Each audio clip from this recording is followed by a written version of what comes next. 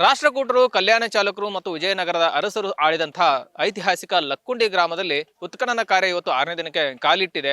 ಅದರಲ್ಲೂ ಕೂಡ ಕೋಟೆ ವೀರಭದ್ರೇಶ್ವರ ದೇವಸ್ಥಾನದ ಮುಂಭಾಗದಲ್ಲಿ ಕೂಡ ಈಗ ಉತ್ಖನನ ಕಾರ್ಯ ಭರದಿಂದ ಸಾಗಿರುವಂಥದ್ದು. ಸುಮಾರು 10 ಮೀಟರ್ ಉದ್ದ, 10 ಮೀಟರ್ ಅಳತೆಯ A1, A2, A3, A4 ಅನ್ನುವಂಥದ್ದು ಒಂದು ಒಟ್ಟು 4 ಬ್ಲಾಕ್ಗಳನ್ನು ಮಾಡಿಕೊಂಡು ಈಗ ಉತ್ಖನನ ಕಾರ್ಯ ಕೂಡ ಈಗ ಆರಂಭವಾಗಿರುವಂಥದ್ದು. ಸುಮಾರು 10 ಅಡಿಯ ಒಂದು ಚೌಕಾಕಾರದ ಒಂದು ಬ್ಲಾಕ್ಗಳನ್ನು ಮಾಡಿಕೊಂಡು ಈಗ ಉತ್ಖನನ ಕಾರ್ಯ ಭರದಿಂದ ಸಾಗಿರುವಂಥದ್ದು. ದೃಶ್ಯದಲ್ಲೂ ಕೂಡ ನೋಡ್ತಾ ಇರಬಹುದು. ಈಗಾಗಲೇ ಪಿಕಾಸಿ, ಸಲಿಕಿ ಮತ್ತು ಗುದ್ಲಿಗಳಿಂದ ಈ ಒಂದು ಉತ್ಖನನ ಕಾರ್ಯವನ್ನ ಮಾಡ್ತಾ ಇದ್ದಾರೆ. ಯಾಕಂದ್ರೆ ಅತಿ ಸೂಕ್ಷ್ಮವಾದಂತಹ ಏನು ಕಲ್ಲುಗಳಿರ್ತಾವೆ, ಹೀಗಾಗಿ ಅವುಗಳ ಕಲ್ಲನ್ನು ತೆಗೆದು ಮತ್ತು ಇಲ್ಲಿ ಇರ್ತಕ್ಕಂಥ ಪ್ರಾಚೀನ ವಸ್ತುಗಳನ್ನ ಕೂಡ ಹೊರತೆಗೆಯುವಂತ ಕಾರ್ಯ ಆಗ್ತಾ ಇದೆ. ಜೊತೆಗೆ ಈಗಾಗಲೇ ಕೆಲವೊಂದಿಷ್ಟು ಪ್ರಾಚ್ಯಾವಶೇಷಗಳು ಕೂಡ ಪತ್ತೆ ಆಗಿರೋದ್ರಿಂದ ಈ ಒಂದು ಲಕ್ಕುಂಡಿಯಲ್ಲಿ ನಡೀತಕ್ಕಂಥ ಉತ್ಖನನ ಕಾರ್ಯ ಭರದಿಂದ ಸಾಗಿರೋದು. ಸುಮಾರು 35 ಕೌಲಿ ಕಾರ್ಮಿಕರು ಇವತ್ತು ಇಲ್ಲಿ ಕೆಲಸವನ್ನ ಮಾಡ್ತಾ ಇದ್ದಾರೆ. ಇಲ್ಲಿ ಅಪಾರ ಪ್ರಮಾಣದ ಸಿರಿ ಸಂಪತ್ತು, ಮುತ್ತು, ಹವಳ, ರತ್ನ ಹೀಗೆ ಸಾಕಷ್ಟು ಸಿರಿ ಸಂಪತ್ತು ಇಲ್ಲಿ ಇದೆ ಅನ್ನೋದು ಸಾಕಷ್ಟು ಚರ್ಚೆ ಕೂಡ ಆಗ್ತಾ ಇದೆ. ಹೀಗಾಗಿ ಈ ಒಂದು ಉತ್ಖನನ ನಡೀತಕ್ಕಂಥ ಸ್ಥಳಕ್ಕೆ ಸಿಗ್ಲಿ ಬಶೆ ಅವರು ಕೂಡ ಬಂದಿದ್ದಾರೆ. ಅವರನ್ನ ಮಾತನಾಡಿಸ್ತಾ ಹೋಗೋಣ. ಸರ್, ಈಗ ಉತ್ಖನನ ನಡೆಯುವಂತ ಸ್ಥಳಕ್ಕೆ ಬಂದಿದ್ದೀರಿ, ಯಾಕೆ ಬಂದಿದ್ದೀರಿ, ಏನು ಉದ್ದೇಶ ಅಂತ? ಯಾಕೆ ಬಂದಿದ್ದೀ ಅಂದರೆ, ನಾನು ಒಬ್ಬ ಸಿಗ್ಲಿ ಬಸ್ಯ ಪಕ್ಕದಲ್ಲೇ ಲಕ್ಷ್ಮೇಶ್ವರ ಸೋಮನಾಥನ ಇತಿಹಾಸನ ನಾನು ಸರ್ವೆ ಮಾಡ್ತಾನೆ. ಅಲ್ಲೇ ಹುಟ್ಟಿ ಬೆಳೆದಂಥ ಬಸ್ಯ ಇದ್ದೀನಿ. ಅಲ್ಲೇ ಜೈನರ ಬಸ್ತಿ ಇದೆ. ಬೇಕಾದಷ್ಟು ಇತಿಹಾಸದ ಟಂಕನ ನಿರ್ಮಾಣ ಮಾಡಿದಂಥ ಲಕ್ಷ್ಮೇಶ್ವರ ಒಂದು ಇತಿಹಾಸದ ಹೆಂಗೆ ನಾನು ಮುಂದಿಟ್ಕೊಂಡು ಬಂದೆ, ಹಾಗೆ ಲಕ್ಕುಂಡಿನ ಒಂದು ಇತಿಹಾಸದ ಗ್ರಾಮ ಇದು. ಇಲ್ಲೇ 3 ರಾಜರು ಆಳಿ ಬಾಳಿದಂಥ ಇತಿಹಾಸ ಐತಿ. ಹೊಯ್ಸಳರಾಗಿರಲಿ ಇವರೆಲ್ಲ ಆಳಿದಾರ. ಮತ್ತು ಇಲ್ಲೇ 101 ಬಾವಿ, 101 ದೇವಸ್ಥಾನ ಇದೆ. ಈ 101 ಬಾವಿ, ದೇವಸ್ಥಾನ ಇವೆಲ್ಲ ಜಾಗಗಳು ಗ್ರಾಮಸ್ಥರು ಅವ್ರಿಗೆ ಬಿಟ್ಟು ಕೊಡಬೇಕು. ಆ ಕಾಗದ ಪತ್ರದಲ್ಲಿ ಏನಿದೆ ಅಷ್ಟು ಅವ್ರಿಗೆ ಬಿಟ್ಟು ಕೊಡಬೇಕು. ಅದೇ ಥರನ ಈ ಒಂದು ನಿಧಿ ಅನ್ನೋದು ಎಷ್ಟು ಸತ್ಯ ಐತಲ್ಲ, ಹೆಂಗೆ ನಮ್ಗೆ ಆದಾಯನವರು ಲಕ್ಷ್ಮೇಶ್ವರ ಸೋಮನಾಥನ ಪ್ರತಿಷ್ಠಾಪನೆ ಮಾಡಿದ್ರಲ್ಲ, ಆದಾಯನವರು ಮುತ್ತು ರತ್ನ ವ್ಯಾಪಾರ ಮಾಡೋಕೆ ಎಲ್ಲಿಂದನೋ ಬಂದು ಲಕ್ಷ್ಮೇಶ್ವರದಲ್ಲಿ ನೆಲೆ ಆದರು, ಅಲ್ಲೇ ಮದುವೆ ಆದರು. ಆ ಹವಳದವ್ರ ಮಂತ್ಯಾನ ಅಂತಂದು ವೀರಶೈವ ಪಂಚಪೀಠದ ಹವಳದವ್ರ ಮಂತ್ಯಾನಕ್ಕೆ ಹವಳ ಕೊಟ್ಟು ಹವಳದವ್ರ ಮಂತ್ಯಾನ ಮಾಡಿದ್ರು. ಹಂಗೆ ಹಿಂದೆ ಈ ಒಂದು ಇತಿಹಾಸದ ಜಾಗದಲ್ಲಿ ಮುತ್ತು ರತ್ನ ವ್ಯಾಪಾರ ಮಾಡೋಂಥ ವ್ಯಾಪಾರಸ್ಥರು ಇದ್ದರು, ಈ ರಾಜರಿದ್ದರು.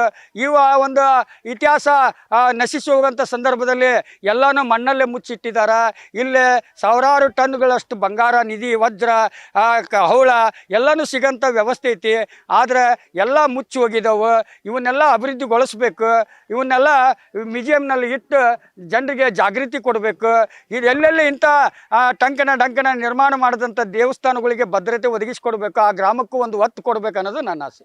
ಈಗ ನೀವು ಇಲ್ಲಿ ಬಂದಿದ್ದೀರಿ, ಇಲ್ಲಿ ಚಿನ್ನ ನಿಧಿ ಇದೆ ಅನ್ನೋದ್ರ ಬಗ್ಗೆ ನಿಮ್ಗೆ ಹೆಂಗೆ ಗೊತ್ತು ಮಾಹಿತಿ ಅಂತ? ಈಗ ನೀರಿನ ಜಲ ಹೆಂಗೆ ಕಂಡು ಹಿಡಿತಾರಲ್ಲ ಆ ಹೊಲದಲ್ಲಿ, ಹಂಗೆ ಈ ಸಿಗ್ಲಿ ಬಸ್ಯ ನಿಧಿ ಕಂಡು ಹಿಡಿಯಂಥ ಬಸ್ಯನೂ ಅದೇನಿ. ಯಾಕಂದರೆ ಎಷ್ಟೋ ಮಂದಿ ನಿಧಿ ಕಳ್ಳರು ನನ್ನಂತೇಳಿ ಬಂದು ಪಾಯಿಂಟ್ ಅದಾವ ಬರ್ತೀನ ಬಸ್ಯ ಅಂತಿದ್ರು. ಅಂಥವೆಲ್ಲ ನಾನು ಮಾಡೋಂಗಿಲ್ಲ. ಏನೇ ಇದ್ರು ನಿಮ್ಮ ಮನ್ಯಾಗ ಇದ್ರು ಹೊಡ್ಕೊಂಡು ಹೋಗಿ ಜೀವನ ಮಾಡೋ ನಾನು. ನಿಧಿ ಕಳ್ಳ ಅಂತೂ ಅಲ್ಲ. ನಿಧಿ ಕಳ್ಳತನ ಮಾಡೋರಿಗೆ ನಾನು ಸಾಥನೂ ಕೊಡೋಂಗಿಲ್ಲ ಅಂತ ನಾನು ಅವ್ರಿಗೆ ಎಲ್ಲ ತಿಳಿಸ್ತಿದ್ದೆ. ಅವರಿಂದ ಎಲ್ಲ ಕತೆ ತಿಳ್ಕೊತಿದ್ದೆ. 10 ಮಂದಿ ನಿಧಿ ಕಂಡು ಹಿಡಿಯೋಂಥ ತೆರವಾಣರು ಇದ್ದರು. 90 ಮಂದಿ ಸುಳ್ಳು ಹೇಳಿ ದುಡ್ಡನ್ನ ಸುಲಿಗೆ ಮಾಡೋಂಥವ್ರು ಜೈಲಿಗೆ ಬಂದಿದ್ದರು. ಅದಕ್ಕೋಸ್ಕರ ಇವತ್ತು ನಿಧಿ ಈ ಲಕ್ಕುಂಡಿ ಗ್ರಾಮದಾಗ ಒಬ್ಬ ಕುಟುಂಬದವನ ಮನೆಯಲ್ಲಿ ಮನೆ ಕಟ್ಟಡ ಮಾಡೋ ಸಂದರ್ಭದಲ್ಲಿ ಅವರಿಗೆ ನಿಧಿ ಸಿಕ್ಕೈತಿ ಅನ್ನೋದು ಪಬ್ಲಿಕೇಶನ್ ಮಾಡಿ ಅವ್ರು ಪೊಲೀಸ್ನವ್ರಿಗೆ ಒಪ್ಪಿಸಿದಾಗ ಇವತ್ತು ಇಡೀ ದೇಶಕ್ಕೆ, ರಾಜ್ಯಕ್ಕೆ ಗೊತ್ತಾದಂಥ ವಿಚಾರ ಐತಿ. ಅಂದ ಬಳಿಕ ಈ ಲಕ್ಕುಂಡಿ ಧಾರವಾಡ, ಹುಬ್ಬಳ್ಳಿ, ಹುಡಿ, ಅನ್ನಿಗೆರೆಗೆ, ಎಣ್ಣೆ ಸ್ನಾನ, ಗದಗ, ಗದ್ದಿಗೆ, ಲಕ್ಕುಂಡಿ ಲೆಕ್ಕ, ಇಡೀ ಬಂಗಾರ ಪೆಟ್ಟಿಗೆ ಅಂದರೆ ಹುಲಿ ಅಂದರೆ ಲಕ್ಷ್ಮೇಶ್ವರ ಅಂದರೆ ಇವೆಲ್ಲ ನಿಧಿಗಳ ಸಂಗ್ರಹ ಮಾಡಿದಂಥ ಒಂದು ಗ್ರಾಮಗಳು ಇವಕ್ಕೆ ಭದ್ರತೆ ಬೇಕು. ಈ ಕಟ್ಟಡಕ್ಕೆ ಏನು ಈ ಟಂಕನ ನಿರ್ಮಾಣ ಮಾಡಿದಂಥ ಈಗ ಕಾಶಿ ವಿಶ್ವನಾಥ ಆಗಿರಲಿ, ಸೂರ್ಯನಾರಾಯಣ ಆಗಿರಲಿ, ಜೈನ್ ಬಸ್ತಿ ಆಗಿರಲಿ, ವಿರೂಪಾಕ್ಷ ಆಗಿರಲಿ, ಇಂಥ ದೇವಸ್ಥಾನಗಳು ಇತಿಹಾಸ ಐತಿ. ಅಂಥ ದೇವಸ್ಥಾನಗಳಿಗೆ ಭದ್ರತೆ ಬೇಕು. ಇಲ್ಲಿ ವ್ಯವಸ್ಥೆಗೆ ಇದು ಆಗಬೇಕು. ನಿಧಿ ಬೇಕಾದಂಥ ಜಾಗದಲ್ಲಿ ಐತಿ. ಆ ನಶಿಸಿ ಹೋಗೋಂಥ ಸಂದರ್ಭದಲ್ಲಿ ಅವರು ಎಲ್ಲಿ ಬೇಕಾದಲ್ಲಿ ಹೊಂಡುಗಳದವು, ಬಾವಿಗಳದವು, ಬಾವಿ ಒಳಗಡೆ ಬೇಕಾದಷ್ಟಿದಾವೆ. ಅದನ್ನು ತೆಗ್ಯಾಕ ಯಾರಿಂದನೂ ಆಗೋದಿಲ್ಲ. ಅವ್ರ ಕಣ್ಣಿಗೆ ಕಂಡ್ರೆ ಮಾತ್ರ ಅದು ನಿಧಿ ಕಾಣ್ತೈತಿ. ಎಲ್ಲರಿಗೂ ಹಂಗೆ ಕಾಣಂಗಿಲ್ಲ. ಇದು ನನ್ನ ಅನಿಸಿಕೆ. ಹೇಳ್ತಿದ್ರಿ ಸ್ಮೆಲ್ ನೋಡಿದ್ರೆ ನನಗೂ ಕೂಡ ಗೊತ್ತಾಗ್ತೈತಿ ಅಂತ ಹೇಳಿ. ಇದನ್ನ ಹೆಂಗೆ ಹೇಳ್ತೀರಿ ಅಂತ? ಹೆಂಗೆ ಹೇಳ್ತೀವಿ ಅಂದ್ರೆ, ನಾನು ಒಂದು ಮನೆ ಆಕಾರ ವಿಕಾರ ನೋಡ್ತೀನಿ. ಈ ಮನೆಯಾಗ ಎಷ್ಟೈತಿ ಬಂಗಾರ, ಎಷ್ಟು ದುಡ್ಡು ಐತೆ ಅಂತ ಕಂಡು ಹಿಡಿತೀನಿ. ಅದನ್ನು ಪೊಲೀಸ್ ಡಿಪಾರ್ಟ್ಮೆಂಟ್ಗೂ ನಾನು ಕೊಟ್ಟಿದ್ದೀನಿ. ಆದರೆ ಈ ನಿಧಿ ಬಗ್ಗೆ ನನಗೆ ಅಷ್ಟೊಂದು ಮಾಹಿತಿಗಳು ಜನರಿಂದ ಏನು ನಿಧಿ ಕಳ್ಳರಿಂದ ತಿಳ್ಕೊಂಡಂಥ ವಿಚಾರ ಬಗ್ಗೆ ನಾನು ನಿಮಗೆ ಹಂಚ್ಕೊತಾ ಇದ್ದೀನಿ. ಆದರೆ ನಾನು ಯಾವತ್ತು ಈ ನಿಧಿನ ನೋಡೋಂಗಿಲ್ಲ. ನಾನು ಹೊಂಟ ಟೈಮ್ನಾಗ ತಡೆ ಹಿಡಿತೈತಿ, ಬಾ ಅಂತ ಕರಿತೈತಿ. ಅದಕ್ಕೆ ನಾನು ಒಂದೊಂದ್ಸಲ ಲಕ್ಕುಂಡಿ ಬಂದ್ರೆ 5 ಸಲ ಬಂದು ಹೋಗಿರ್ತೀನಿ. ಹಂಗೆ ಈಗ ನಿಧಿ ಯಾವಾಗ ನಿಮ್ಗೆ ಕರೆದಿದ್ದು? ನಿಧಿ ಏನು ಕರೆದಿದ್ದ ಎಲ್ಲಿ ಆಂಜನೇಯ ಇರ್ತಾನ ಬಾವಿ ತುಂಬನು ಆಂಜನೇಯನ ಕಾವಲುಗಾರ ಇಲ್ಲಿ ಏನು ವಾನರ ಕಾವಲು ಭಾಳ ಐತಿ ಇಲ್ಲಿ. ಅದಕ್ಕೋಸ್ಕರ ಅವ್ರ ಮೇಲೆ ನಂಬಿಕೆ ಇಟ್ಕೊಂಡೇವಿ. ಇಲ್ಲಿ ಏನೋ ಮುಟ್ಟಕ್ಕೆ ಹೋದ್ರು ಭಯ ಆಗುತ್ತೆ, ಭಯದ ವಾತಾವರಣ ಆಗುತ್ತೆ. ಎಲ್ಲನ ಒಂದು ಇತಿಹಾಸ ಐತಿ, ಎಲ್ಲ ದೇವರ ಒಂದು ಸೃಷ್ಟಿಯಲ್ಲಿ ಮೂಡಿ ಬಂದೈತಿ, ಮುಚ್ಚಿ ಹೋಗೈತಿ. ಅದನ್ನು ನಾವು ತೆಗಿಬೇಕಾದ್ರೆ ನಮಗೆ ಭಾಳ ಕಷ್ಟ ಐತಿ.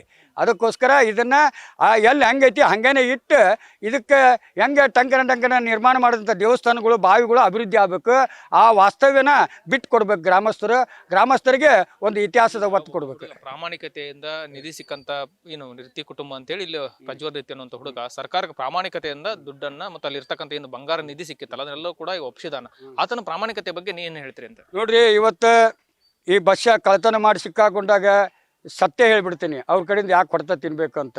ಆಮೇಲೆಗೆ ಕೋರ್ಟ್ನಲ್ಲಿ ನಾನು ನೋಡ್ಕೊತೀನಿ. ಆದರೆ ಪಾಪ ಒಬ್ಬ ಕುಟುಂಬದವನು ಮನೆ ಒಂದು ಬುನಾದಿ ಅಗಿಬೇಕಾದಾಗ ಅವನಿಗೆ ನಿಧಿ ಸಿಕ್ಕಿದ್ದು ಅವನು ಪೊಲೀಸ್ನವ್ರಿಗೆ ಇನ್ಫಾರ್ಮೇಷನ್ ಕೊಟ್ಟು ನಮ್ಮ ಮನೆಯಲ್ಲೇ ಅಗಿಬೇಕಾದಾಗ ನಿಧಿ ಸಿಕ್ಕಿದೆ ರೀ ಪುರಾತನ ನಿಧಿ ಅಂತಂದು ಅವ್ರು ತೋರಿಸಿದಾಗ ಆ ಅಧಿಕಾರಿಗಳು ಅವನಿಗೆ ಸನ್ಮಾನ ಮಾಡಬೇಕು.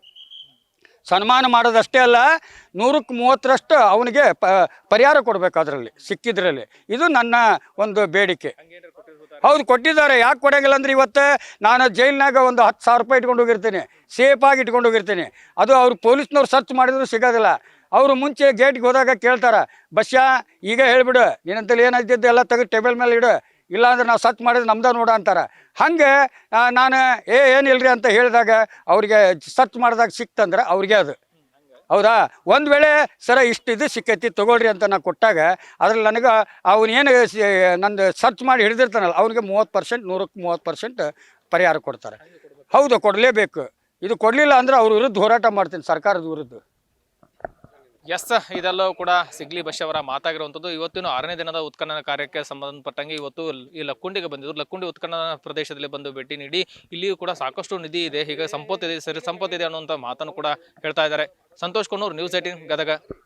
ನಿರ್ಭೀತ, ನಿಷ್ಪಕ್ಷಪಾತ, ವಿಶ್ವಾಸಾರ್ಹ ಸುದ್ದಿಗಳಿಗೆ ಮತ್ತೊಂದು ಹೆಸರಾಗಿರುವ ನ್ಯೂಸ್ 18 ಕನ್ನಡ ಈಗ ಆಪ್ನಲ್ಲೂ ಲಭ್ಯವಿದೆ. ದಯವಿಟ್ಟು ಇಲ್ಲಿರುವ QR ಕೋಡ್ ಅನ್ನು ಸ್ಕ್ಯಾನ್ ಮಾಡಿಕೊಂಡು ಆಪ್ ಡೌನ್ಲೋಡ್ ಮಾಡೋದಕ್ಕೆ ಮರಿಬೇಡಿ. ನಿಮ್ಮ ಬೆಂಬಲ ಹೀಗೆ ಸದಾ ನಮ್ಮೊಂದಿಗಿರಲಿ. ಧನ್ಯವಾದ.